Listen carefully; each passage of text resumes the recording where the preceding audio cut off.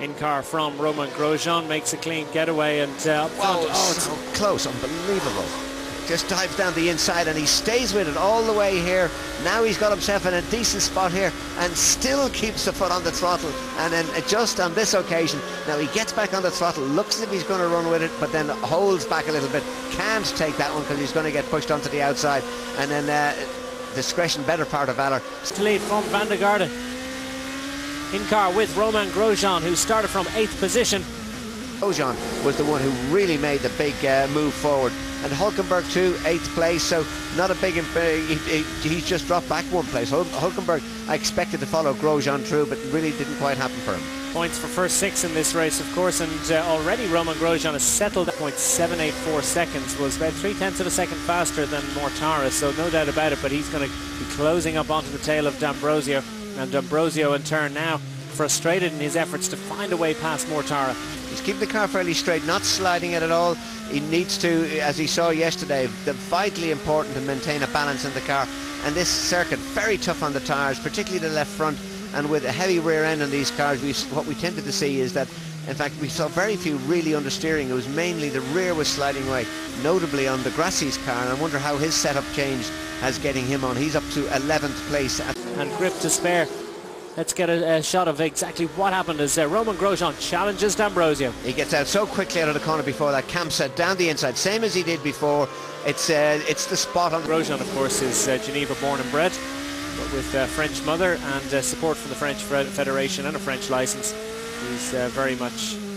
Just not have to throttle too hard. You can go just as quick, but you want to keep neat and tidy. Yeah, you can see a little bit of build up in the right front tyre there, but that's just picking up rubber because of these long right-hand corners. Once you get down into that turn 10, the long left-hander, that'll probably clean up. But it's just looking after the rears, and as I say, if you can drive neat and tidy on your own, just be very gentle on the throttle, not spin the rear wheels. You really do make a big difference, and it's the early laps that really save the tyres. Once you get into battle with somebody, you tend to be, a bit more rapid on the throttle, a bit more. The Berg, Maldonado and De Grassi also in the top 10, but plenty of racing left in this sprint race. Join us after this short commercial break for the rest.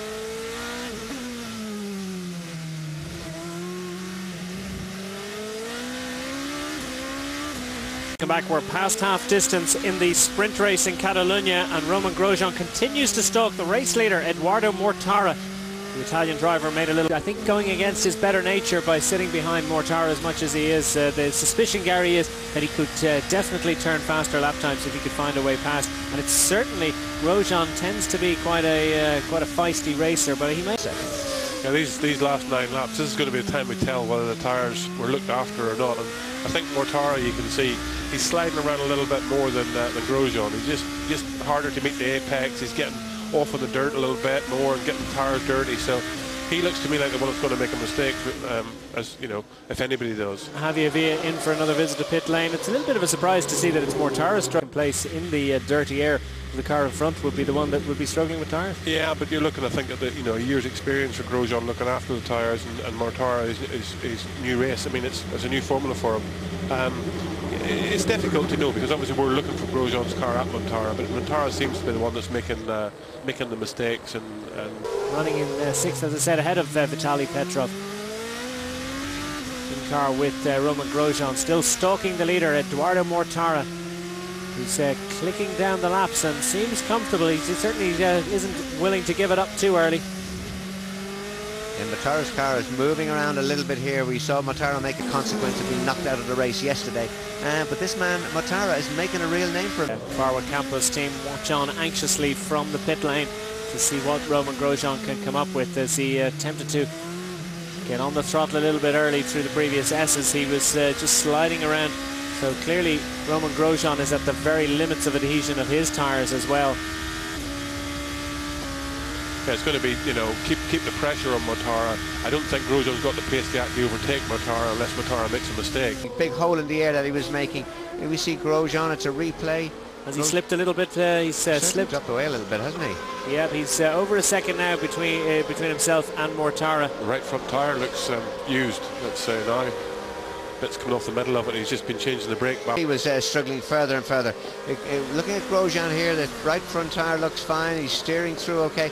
And then you get, opposite lock moment, a big slide on there.